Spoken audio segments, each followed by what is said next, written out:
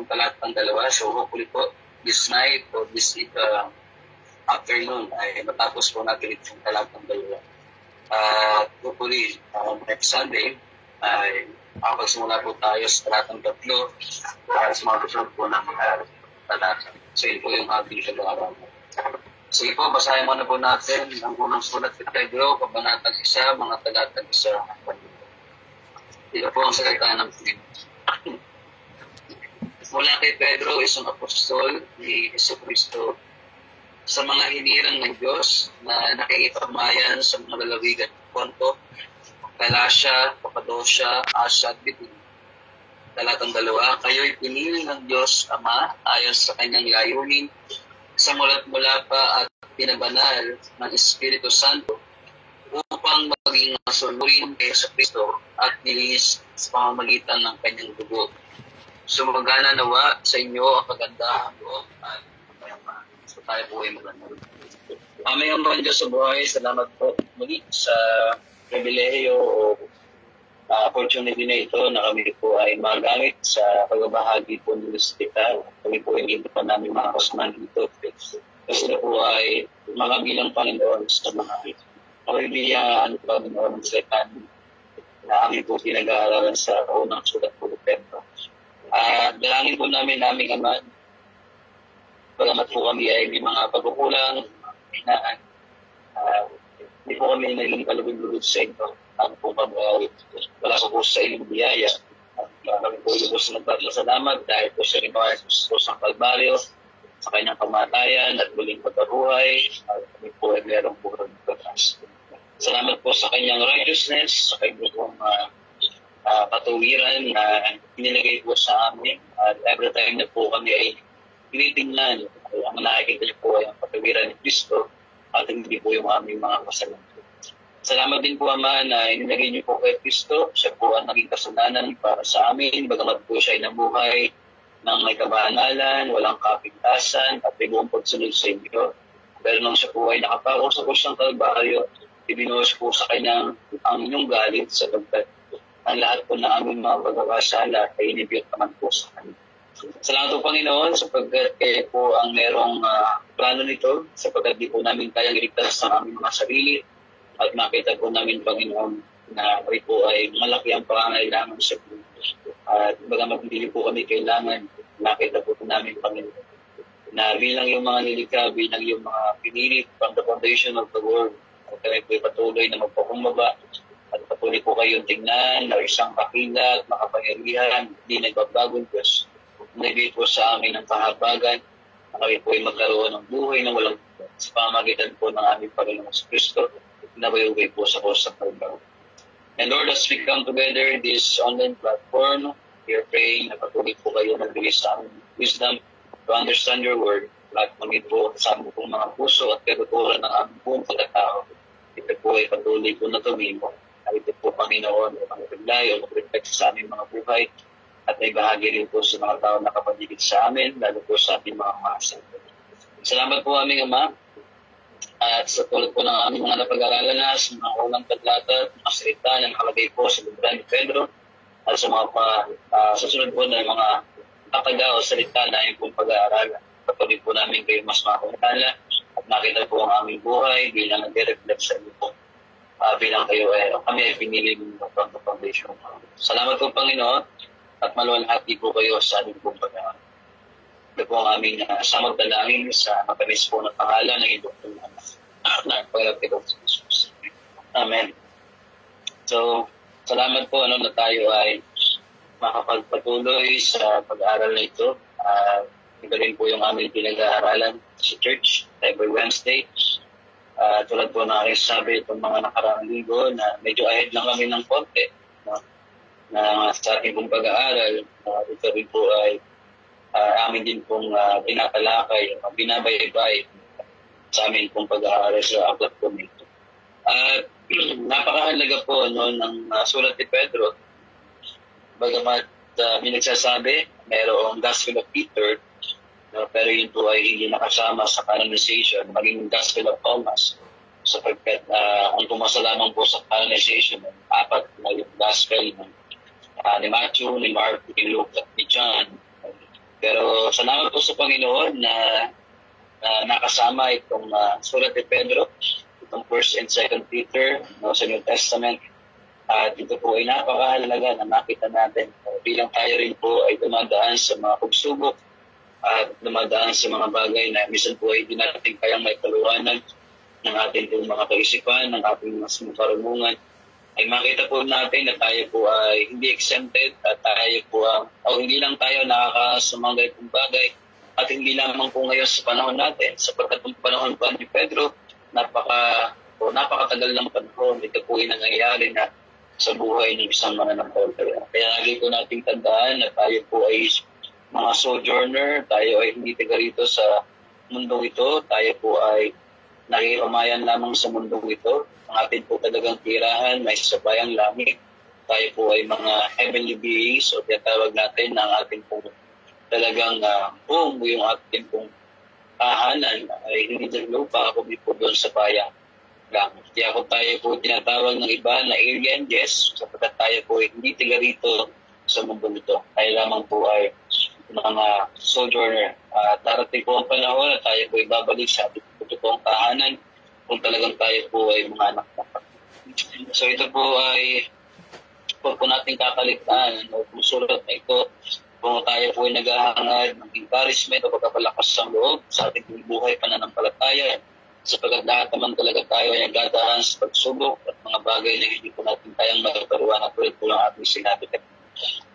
Sa ating pong pagkapatuloy, sapagkat atin na pong pinalakay kung sino si Pedro bilang apostol at ano yung kanyang napakalaking encouragement sa mga believer during that time na dumadanas po ng mga pagsubok, persecution, na ang kanya pong unang encouragement sa mga taong ito na dumadaan ng pagsubok, they are chosen, they are elect, they are pinili ng Diyos, na nakikipamayan sa iba't ibang lugar.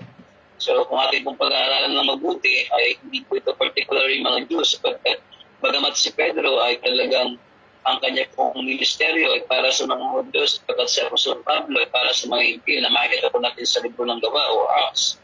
Pero makikita rin po natin sa panahon ito sapagkat sinasabi po ng mga susunod ng mga chapter o kabanata ng Biblia o sa 1 Peter at ng mga talata na nagsasabi na ang kanya pong susulatan ay particularly mga dating namumuhay sa pagkakasala na talagang pong mga pagano at di lamang po ay isang katangian ng isang Hintil. Kaya kung babasahin po natin yung chapter 4, verse 1 to 4, ay doon po natin makikita kung sino po yung kanyang recipient. So basahin po natin saglit. Sabi po sa chapter 4 verse 1 to 4, yamang si Kristo ay nagtiis ng hirap nung siya'y nasa buhay na ito, kayo man ay dapat maging handang magtiis sapagkat ang nagtiis na ng hirap sa buhay na ito ay tabalikod na sa kasalanan. Kaya nga mula ngayon ay mamuhay na tayong sumusunod sa kalooban ng Diyos at hindi sa pagnanasa ng laman. Sapat na ang panahong inaksaya ninyo sa paggawa ng mga bagay na kinahumalingan ng mga hintil. So, look at that po, kahalayan, mga pagnanasa ng laman, paglalasing, walang tabas na pagsasaya, pag-iinuman, kasuklam-suklan, pagsamba sa mga Diyos-Diyosan. So, ito po ay hindi katangian ng isang masugid na tagasunod ng Diyos o isang Hudyo. Ito po ay katangian ng isang hintil. Kaya masasabi ko natin sa pag-aaral na ang kanilang sinusunatan ay mga nangalat na mga mananampalataya, bagamat siguro may nakahalong mga Hudyo, pero particularly ito po ay para sa isang Gentile believers dahil tinamuhay sa kahalayan at sa mga bagay na hindi kalugod sa Panginoon. So ibig sabihin po, yung sinasabi niya na kayo ay mga hinirang ng Diyos, they are chosen, so alam naman po natin na ang kaligtasan ay hindi naman para sa mga Hudyo, kundi para din po sa mga Gentiles o mga Hintil na hindi naniniwala sa Diyos ng Israel. At sinasabi niya na itong mga hinirang na ito ay nakipamayan sa lalawigan ng Ponto, Galacia, Cappadocia, Asia at Bithynia na probinsya po ng Roma. So makikita po natin na totoo yun na meron talagang iba't ibang lugar dahil sa persecution. Pero kung sinasabi dito, hindi naman po sa mundong ito na tayo po ay mga mamamalakaya o tayo po ay nira sa iba't ibang lugar dahil po sa persecution, kundi tayo po talaga ay hindi taga rito at ang ating po talagang tahanan ay sa bayang langit Kaya lagi natin sinasabi at lagi kong naririnig ng marami, lahat ng bagay sa mundong ito ay ating iiwanan pagdating ng panahon sapagkat tayo po ay hindi tiga rito. So pag atin pong iisipin, yung ating mga bagay na ginagawa, kung ito po ay hindi para sa Panginoon o para lamang sa ating mga sarili, tandaan po natin tayo ay hindi tiga rito.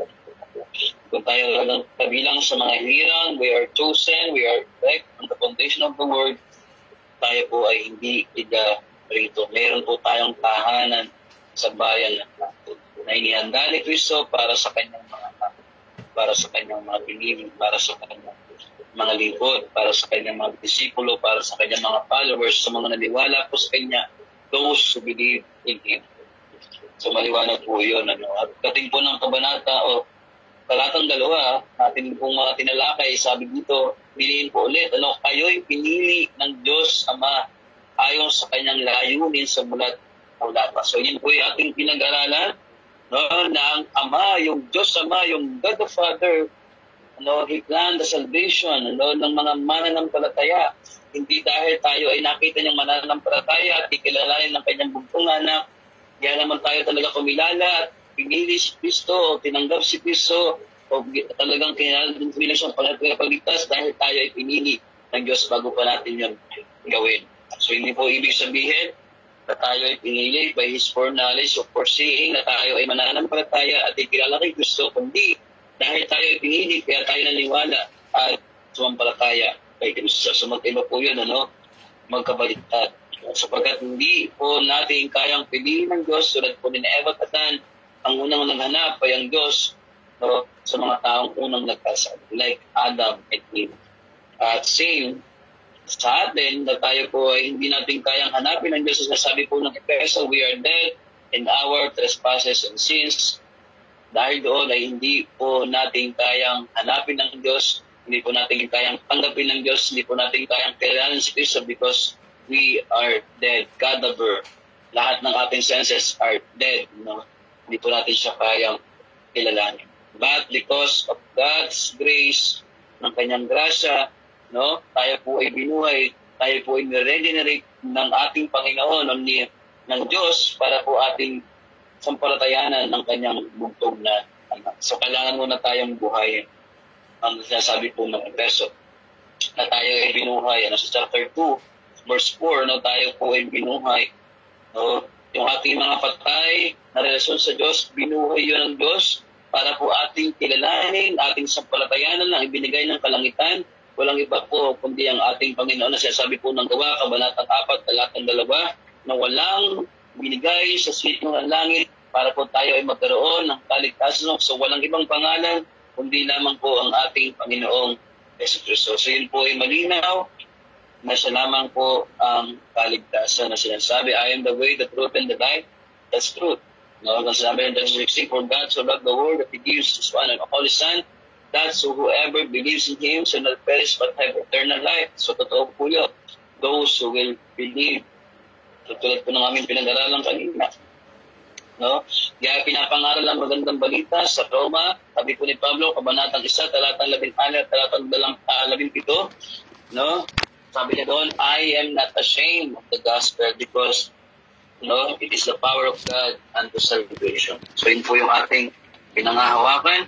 Dahil nga po tayo ay pinili ng Diyos, tayo po ay binuhay ng Diyos, at ipinangaral po sa atin ang magandang balita, at tayo po ay kumilala kay Kristo, lahat po yun ay biyaya, lahat po yun ay dahil sa habag ng Diyos, dahil po ay karakter ng Diyos ang lahat ng yun.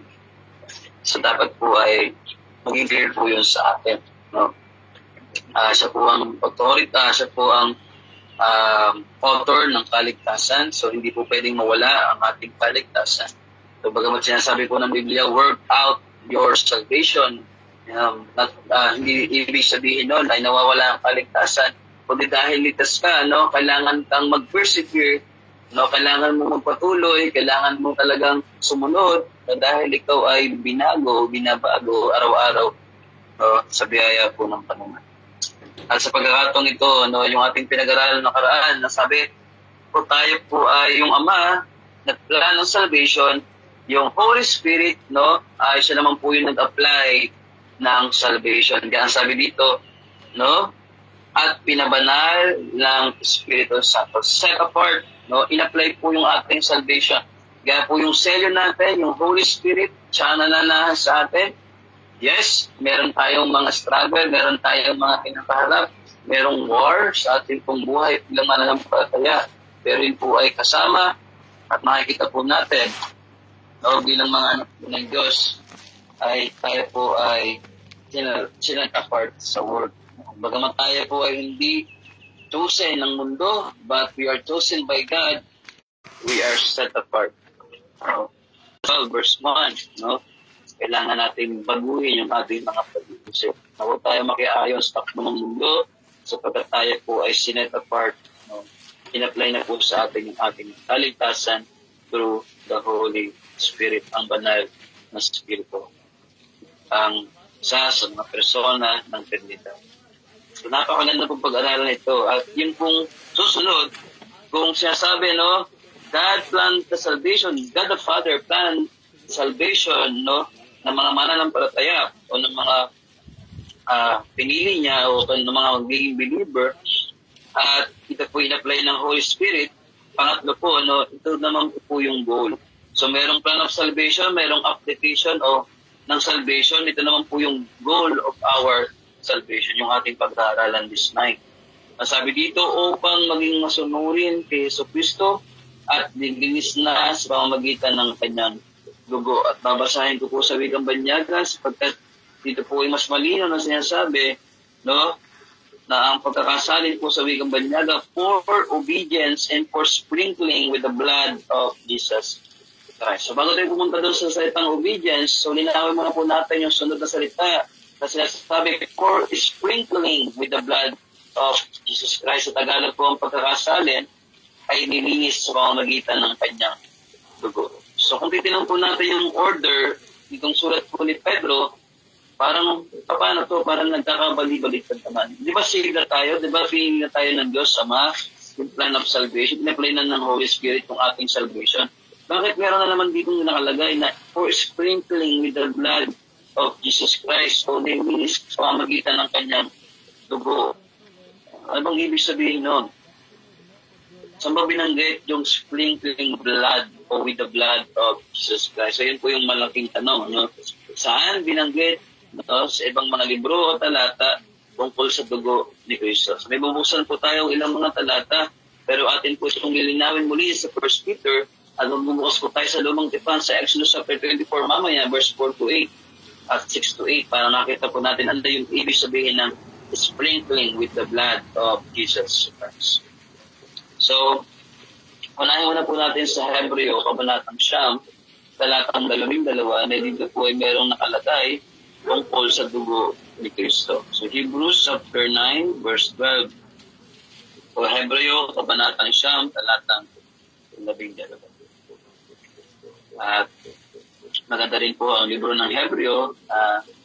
Nakikita po natin, no, na si Cristo ay nakakahigit sa lahat, sa mga anghel, Moses, no, at sa mga nauna na mga mananampalataya.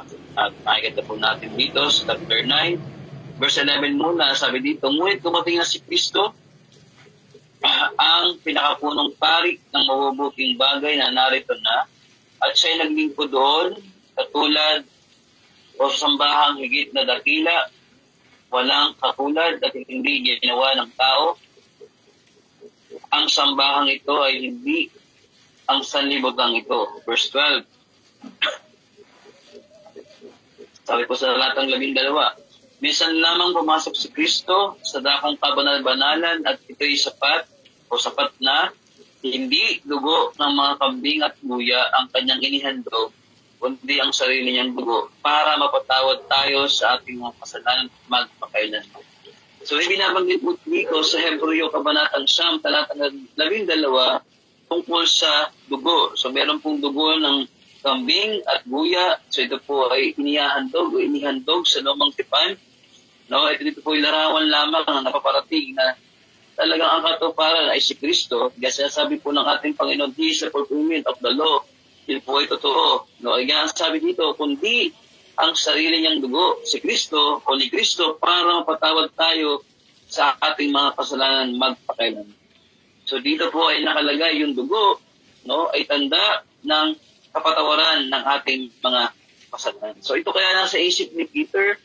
So binabanggit lang po natin, pero mamaya po lilinawin natin na meron talagang ibig sabihin yung sprinkling with the blood of Jesus Christ. So isa pa po, no, sa Hebreo pa rin, kabanatang 10, talatang 22. So abante lang tayo ng konti. At dito po ay meron tinatawag na paglilinis, no? Hebreo, kabanatang 10, talatang 22. Hebrews chapter 10, verse 22. So simulan ko po sa verse 19. Kaya nga mga kapatid, ay malaya na makakapasok sa dakong kapalalbanan dahil sa dugo ni Kristo. Binuksan niya para sa atin ang isang bago at buhay na daang naglalagos hanggang sa kabila ng tabing, at ang tabing nito ay ang kanyang katawan. So, naman po natin nung namatay po ang Panginoon doon sa templo, no?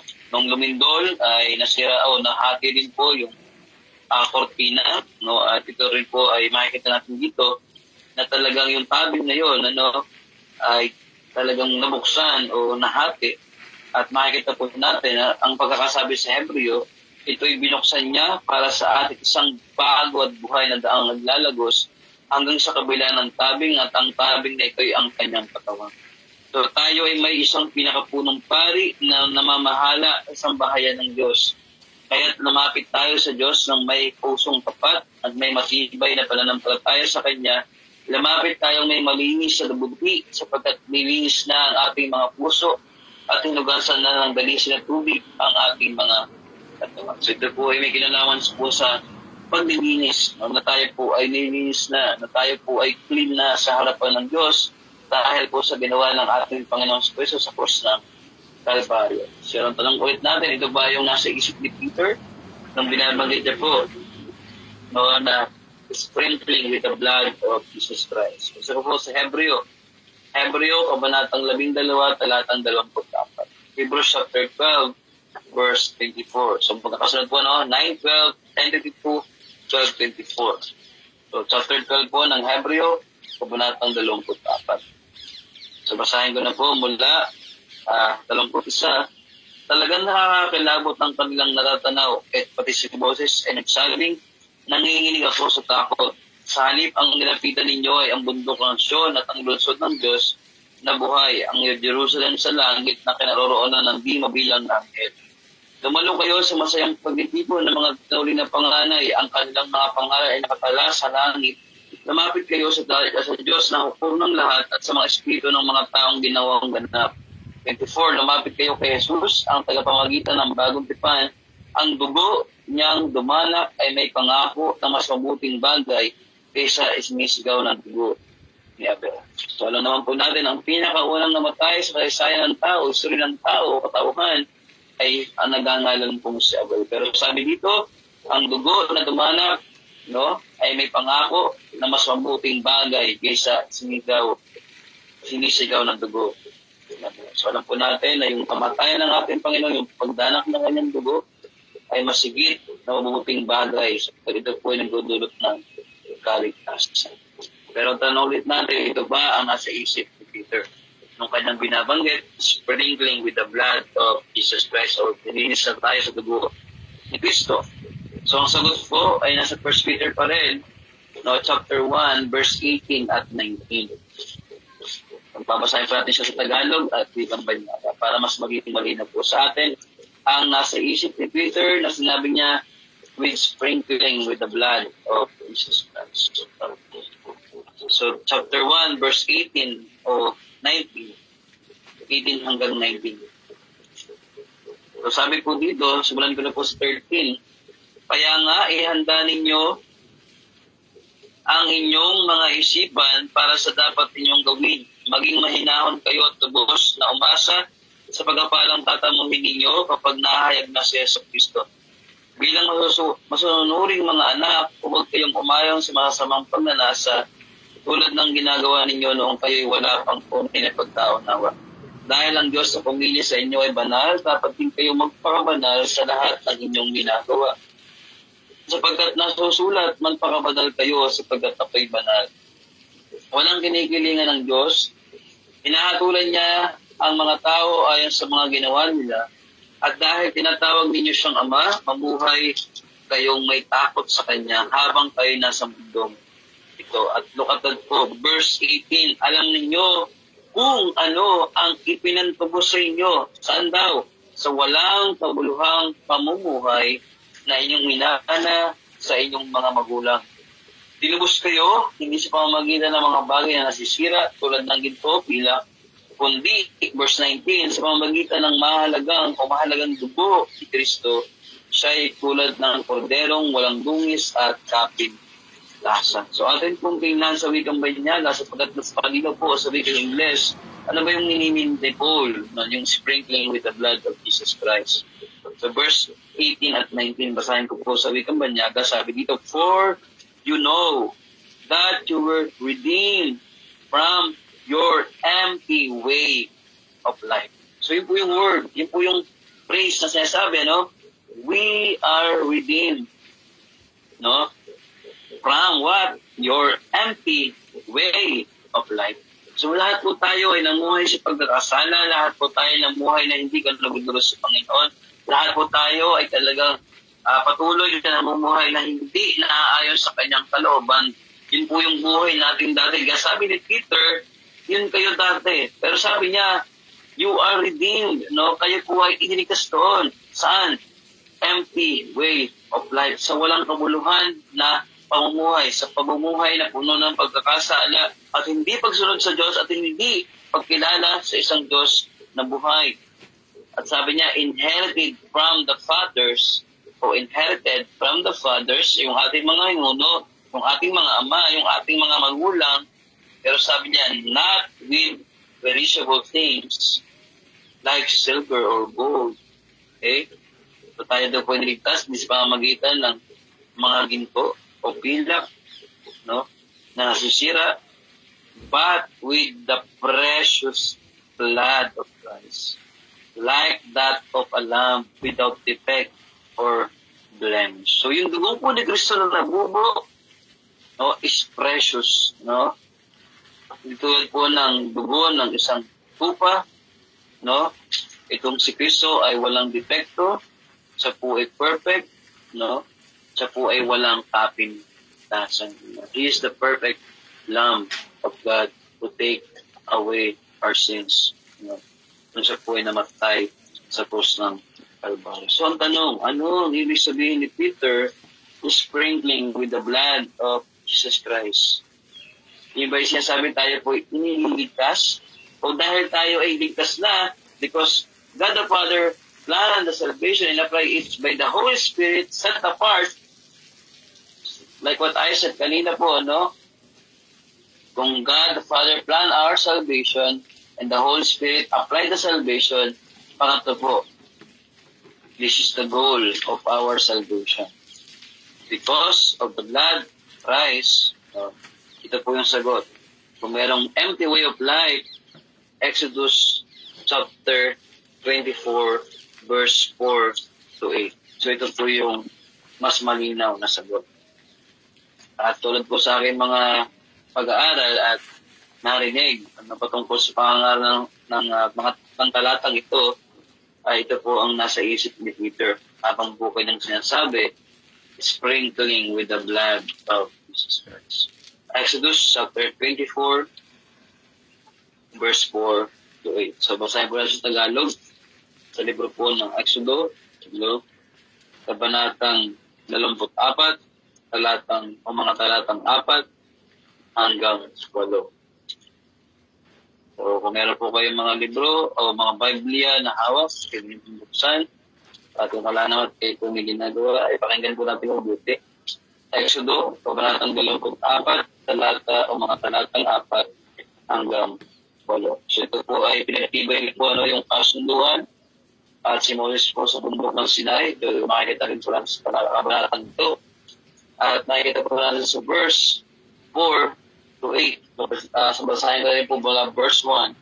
Pagkatapos sinabi naman ni Yahweh kay Moses, sumakit ka rito sa bundok, isama mo sila Aaron, Nadab, Abihu at ang 70 sa mga pinuno ng Israel. Sumamba kayo sa lugar na malayo sa akin, o lamang ang makakalapit sa akin. Sabihin niyo naman sa mga taong bayan na huwag aakyat sa bundok. Lahat ng iniutos ni Yahweh ay sinabi ni Moses sa mga Israelita. Ang mga ito na may sabay-sabay na sumagot. Tandaan po natin ang sagot. Lahat ng iniutos ni Yahweh ay susundin namin. Pwede ko po. Sabi po sa verse 3, nung sinabi po ni Moses lahat ng pinasapasabi o sinabi po ng Diyos sa kanya o inutos ng Diyos sa kanya o ni Yahweh, ito po sagot ng mga Israelita. Lahat ng iniuutos ni Yahweh ay susundin namin. Verse 4. Isinulat ni Moses ang lahat ng utos ni Yahweh. Kinabukasan, maagang-maaga siyang nagtayo ng altar sa paanan ng mundo. Nagtayo rin siya ng 12 bato na kumakatawan sa 12 ngipin ng Israel o ni Israel. Pagkatapos, iutosan niya ang ilang kabataang lalaki na magdala sa altar ng mga handog na susunugin sa lalin ang inutusan niyang pumatay ng mga hayop sa o na gagamitin bilang handog sa pagkasundo kay Yahweh. Ang kalahati ng dugo ng pinatay na hayop, so tingnan po natin mabuti, ito po yung nasa isip ni Peter, verse 6 po. Ang kalahati ng dugo ng pinatay na hayop ay inilagay niya sa malalaking mangkok at ang kalahati ibinuhos niya sa altar. Sabi kang banyaga po ay sprinkling. Ini-sprinkle po yung kalahati na dugo galing doon sa hayop. Kinuha niya ang aklat ng tipan at binasa ng malakas. Sabay-sabay namang sumagot ang mga Israelita. Napusagot, like po yung sinabi sa verse 3. Susundin namin ang lahat ng utos ni Yahweh. Pagkatapos, kinuha ni Moses ang mga mangkok ng dugo at binisikan ang mga tao. Sinabi niya, ang dugong ito ang siyang patibayan ng pagkipagtipang ginawa ninyo o sa inyo ni Yahweh sa pag-ibigay sa inyo ng kautosan. Malina po sa verse 8, ang dugong ito ay siyang patibayan ng pagkipagtipang ginawa ninyo o sa inyo ng Yahweh sa pagbibigay sa inyo ng kautosan. So meron din pong pag-iwisik ng dugo. Meron pong pag-iwisik sa mga taong ito bilang patibayan na talagang ito po ay kinagtibay itong kasunduan na sinasabi lahat ng utos ni Yahweh galing mismo po sa bibig ng mga Israelita ay kanila pong sundin. So ano ibig sabihin? Kung ito po ang nasa isip ni Peter nung kanya pong sinusulat yung 1 Peter chapter 1 verse 1 and 2, at sabi doon, sprinkling with the blood of Jesus Christ, ang ibig sabihin po, tulad po ng chapter 1 verse 18 at 19, tayo po niredeem from empty way of life. So ibig sabihin po, ang napakaganda na principle, Jesus bought our obedience. Ano ibig sabihin nun? Diyan po pagkakasabi po sa Tagalog ng 1 Peter chapter 1 verse 2, yung goal ng ating kaligtasan kung tayo po ay pinili, God the Father plan our salvation, the Holy Spirit apply our salvation, the goal of this salvation ng itong kaligtasan ito na meron po tayo ay ay pagsunod. The goal of our salvation is obedience. Yun po yung big word doon. To obey Christ. To obey God. At sabi nga po ng mga Israelita, susundin namin lahat. We will obey all ng iniuutos ng Diyos o ni Yahweh sa atin. So yun po yung sinasabi po ni Peter. Yun po yung nasa mind niya. Doon lang po binanggit yun. Sa chapter 24 po na mayroong pagsunod, obedience. Kaya sabi po sa chapter 1 verse 2, yung goal upang maging masunuring kay Kristo at nilinis sa pamamagitan ng kanyang dugo. So yun po yung ibig sabihin. Kaya sabi po ni Peter, na tayo, we need to obey. So yun po yung napakahalaga na sinasabi po ni Peter sa chapter 1 verse 2. Bilang mga ligtas, bilang mga pinili, ay meron talagang pagsunod. Kaya na ang ating pong Panginoon at tagapagligtas. Di ba nga, yung lagi natin binabanggit sa ating mga prayer, sa pag tayo po ay nakipag-usap sa co-believer natin, lagi natin binabanggit, Panginoon, Panginoon. Di po ba, Panginoong Kristo, hindi lamang Savior. Pagamat po maraming tao ang gusto lamang po sa Panginoon ay Savior at hindi Lord, pero yung tunay na mga believer, hindi lamang po siya Savior, but Lord. No, giantang doon, Panginoon at tagapagligtas. Kung siya po ay ating Savior, yes, talagang tayo po ay may kaligtasan, pero hindi lang po yun. Christ or Jesus Christ is our Lord. No, siya po ay ating Panginoon. So kung siya po Panginoon, we need to obey. So yun po yung word doon, obedience. Kaya nga sabi ng Bible, obedience is better than sacrifice.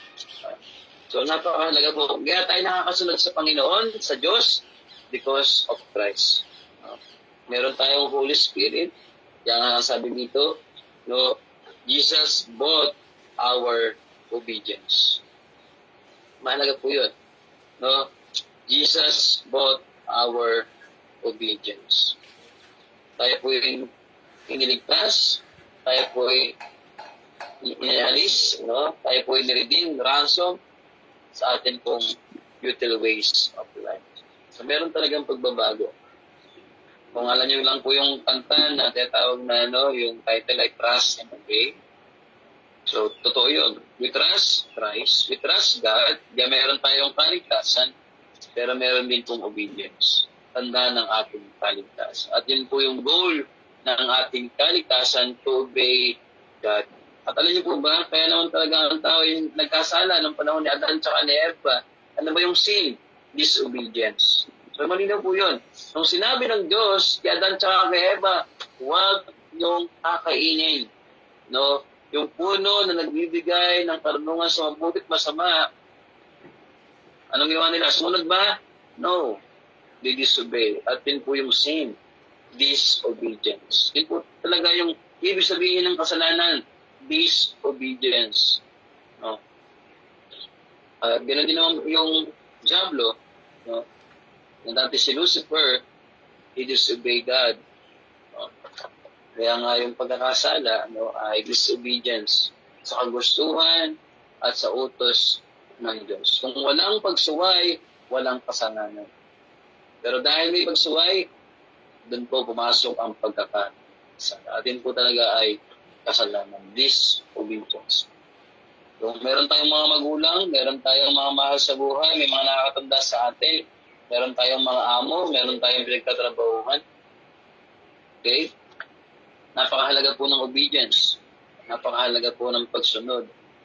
At maging sa loob ng church, kung walang pagsunod, bakit pa may leader? Bakit pa may tumatayong mga tagapanguna kung wala namang susunod? At ganoon din po sa Panginoon, kaya kasi tinatawag na Lord at meron po siyang tinatawag na followers, disciple. Ibig sabihin, diyan nga followers ang tawag sa mga disciple. Bakit po? Sila ay sumusunod kay Kristo. Hindi lamang po sa yapa, kundi sa talagang kalooban kung ano po yung nais si Kristo sa buhay ng kanyang mga disciples, ng kanyang mga anak, ng kanyang mga pinili. Okay? We are followers. Tayo po ay sumusunod kay Kristo. At yun po ang goal ng ating pagsunod. At ilang mga talata po yung aking bubuksan tungkol po sa obedience.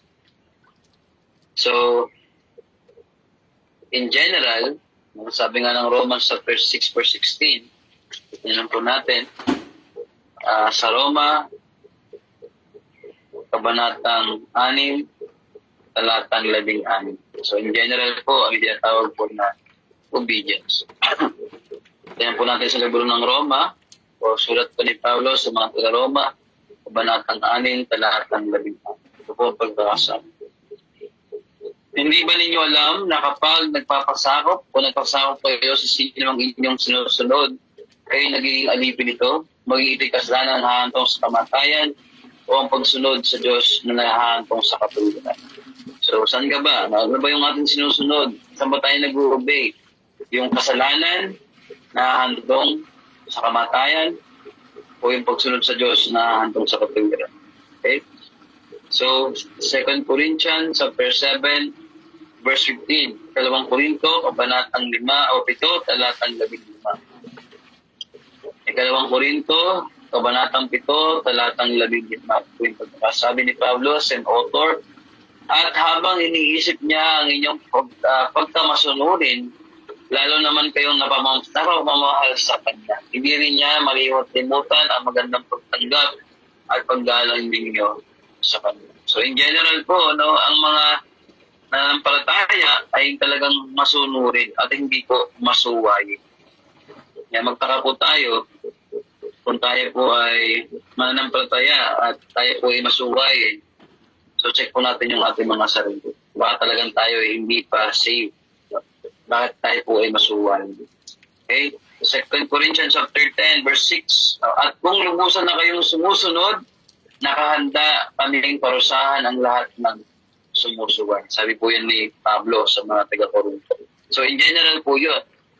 Pero sa obedience to God's commands, no, Romans chapter 15, verse 18. So tingnan po natin. Roma, o mga taga-Roma, kabanatang 15, talatang 18. Ito po yung pagkakasabi. Roma, kabanatang 15, talatang 18. Wala akong pinapangasang ipagmalaki, kundi ang ginawa ni Kristo upang maakit ang mga hintil na sumunod sa Diyos sa pamamagitan ko, sa pamamagitan ng aking mga salita at gawa. So maging po si Apostol Pablo ay sinasabi niya, no, na yung kanyang buhay bilang tagasunod ni Kristo, no, ayun po yung kanyang magandang halimbawa, no, na sa kanyang pananalita at mga gawa, ito po ay maging kaakit-akit, no, sa mga hintil upang sila po ay sumunod sa Diyos. Sapagkat po si Apostol Pablo ay meron pong obedience sa Diyos, kay Kristo, at yun po ay nakikita sa kanyang salita at gawa, at yun din po ay nakikita ng mga tao na kapatigis sa kanya, at siya po ang magandang halimbawa. Hebreo, kabanatang 5, talatang 8. So, 2 talata na lang po. Hebreo, kabanatang 5, talatang 8. Hebrews chapter 5. O ang sulat po sa mga Hebreo, kabanatang 5, talatang 8. Okay. Sumanan ko na po sa verse 1. Ang bawat pinakapunong pari ay pinili mula sa mga tao at nilagay sa ganoong tungkulin upang maglingkod sa Diyos para sa mga tao. Siya ang nag-alay ng mga kaloob, mga handog para mapatawad ang mga kasalanan. Nadarama niya ang kahinaan ng mga mangmang at ang mga naniligaw ng landas pagkat siya'y mahina, ring tulad nila. At dahil sa kanyang kahinaan, kinakailangan siya'y mag-alay ng handog, hindi lamang para sa kasalanan ng iba, kundi para sa kanya ring mga kasalanan. Ang karangalan ng pagiging pinakapunong pari hindi maaaring makaunta ni naman sa kanyang sariling kagustuhan. Ang Diyos ang pumipili sa kanya tulad ng pagkapili kay Aaron. Ngayon din naman, hindi tinataas si Kristo ang kanyang sarili upang maging pinakapunong pari. Siya'y pinili ng Diyos na nagsabi sa kanya, ikaw ang aking anak, mula ngayon ako na ang iyong ama. Sinabi rin niya sa ibang bahagi ng kasulatan, ikaw ay pari magpakailanman ayon sa pagtapari ni Melchizedek.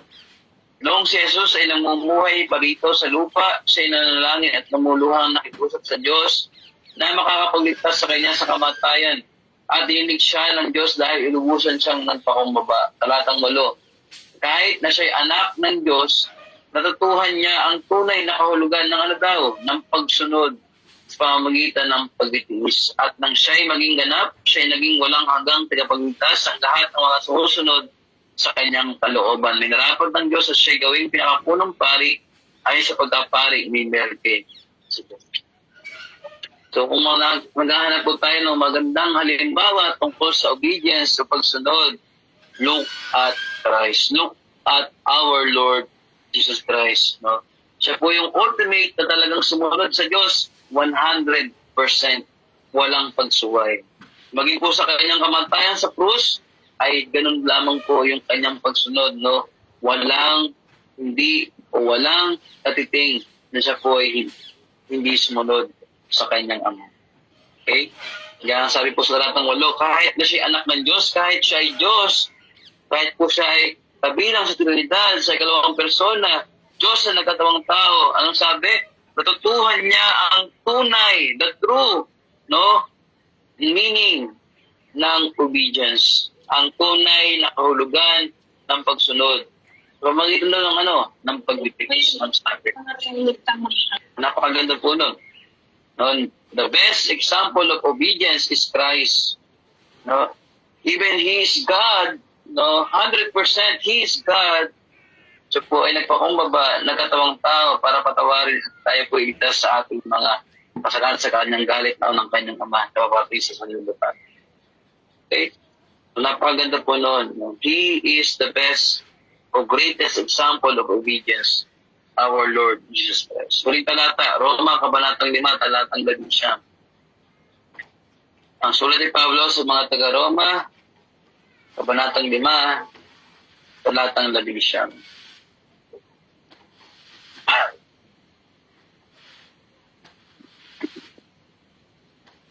So, kasi verse 18, at kung paano ang pagsuway ng isang tao ay nagdulot ng kaparusahan sa lahat, si Adan yun, ang matuwid na ginawa rin ng isang tao, si Kristo, ay nagdudulot ng kapatawaran at buhay sa lahat. No, those who will believe. Verse 19, sapagkat kung ang lahat ay naging makasalanan dahil sa pagsuway ng isang tao, which is Adam, ang unang tao, ang lahat ay mapapawalang sala dahil sa pagsunod ng isa ring tao. So, grabe po, no? Sa pagsuway ng isang tao, ni Adan, disobedience, doon nagsimula ang kasalanan, pero po yung kaligtasan, ay nagsimula, sa pagsunod ng isa ring tao, which is sino? Si Kristo, ang ating Panginoon. Dahil siya po ay Diyos, siya po ay nagkatawang tao, dahil sa kanyang pagsunod sa kalooban ng kanyang ama. Ang sabi dito ay nagdudulot, look at that, ng kapatawaran at buhay sa lahat. Sa lahat po ng naniwala, sa lahat po ng maniniwala, those who will believe, ay meron pong kapatawaran. Bakit po? Dahil sa obedience, true obedience of our Lord Jesus Christ. So tayo pa po kaya, so, naghahanap pa tayo ng magandang halimbawa. Look at Christ. Look at our Lord and Savior, Jesus Christ. He is the greatest, perfect example of obedience. Pero, totoo yun. Dahil tayo lahat ay galing kay Adan, na isang taong masuwayin, kaya wag po tayo magtaka. That's our nature. Pero kung tayo po ay pinili, itas, saved, set apart by the Holy Spirit, the goal of our salvation is obedience. Jesus Christ bought our obedience. So, ito yung totoo. Kaya tayo nakakasunod because of Christ. Kaya na tayo ay nananalangin, tayo po ay sumunod sa kalooban ng Diyos. Tayo po hindi mamuhay ng dati nating mga pamumuhay na hindi galugod-lugod sa Panginoon. Let us pray. Our Heavenly Father, salamat po sa privilege na ito na patuloy namin mabalikan o pag-aralan ang libro ng Apostol Pedro sa mga persecuted Christian during that time, or during his time, na napakagandang encouragement po. Yes, Lord, they are under persecution, pero yung sinasabi po ni Pedro, dahil kayo ay pinili, dahil kayo ay saved, matuto kayo sumunod kahit mahirap ang inyong pinagdaraanan. So like us, Father, may magkasabi po sa amin, maybe, nakawinin ng lahat po ay talagang mayroon pong mga struggles sa pagsunod. Pero ito po ay talagang binayaran ni Kristo sa krusang Kalbaryo. At isa pong napakagandang halimbawa ay siya mismo, na hindi po naging madali yung kanyang mga pinagdaanan, yung pagtitiis, yung hirap, pasakit, bago po siya mamatay sa krus ng Kalbaryo. Pero hindi po siya natinag, siya pa rin po ay patuloy na sumunod sa inyo, 100%. Lord, patawarin niyo po kami, masuwayin po kami, Panginoon. Inisip lagi namin yung aming mga sarili, kung ano ba yung mga nakakapag-satisfy sa amin na temporary. Kami po ay namumuhay sa mga bagay na hindi kalugod-lugod sa inyo. Patawarin niyo po kami, Panginoon. And Lord, help us, Father, to obey you sa lahat po ng nais nyo sa aming buhay, sa mga bagay po na nais nyo na kami po ay maging patuwang sa gawain. At maging po, Panginoon, sa mga bagay na pinagkatuwagi po sa amin. At maging, Lord, sa aming pong spiritual life, na kami po ay makapamuhay na may kabanitagan at tunay na pagsunod po sa inyo. Salamat po, Ama. Napakabuti po. Maluwalhati po. Sa pangalan po ng Panginoon Kristo. Amen. Salamat po.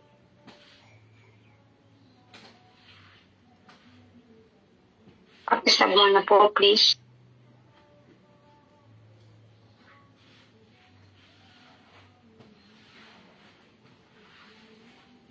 Amen, amen.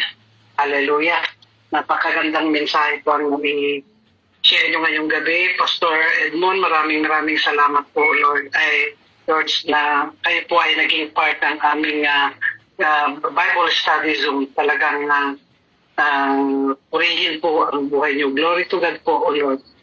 Ang pagdala nyo, pagbigay nyo sa amin kay Pastor Edmond. Dahil patuloy po kami nakakarinig ng mga salita ninyo na kailangan namin talaga sa aming paglilingkod. Salamat, Pastor Edmond. At bago po mag-reflect, inaano ko po yung mag-pray kay Pastor Edmond. Sino ba ang mag-pray kay Pastor Edmond? Diyan ba? Opo. God bless you, Sister Christine. Bye-bye. Amen. Hallelujah. Hallelujah. Ating pong idulog ang ating pastor sa ating Panginoon. Sama-sama tayong manalangin. Amen. Hallelujah. O makapangyarihan namin banal na Diyos at dakila sa lahat, Diyos ng kataas.